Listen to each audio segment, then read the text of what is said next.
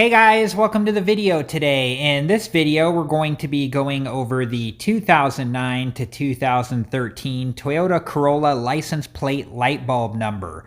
There are a lot of options out there to choose from and different brands. I won't be able to cover them all in this short video, but I will list a few of the options. Okay, so we have the ICO 168, the Peak 168, the Sylvania 168, and the Sylvania 168 LED, which is the LED option.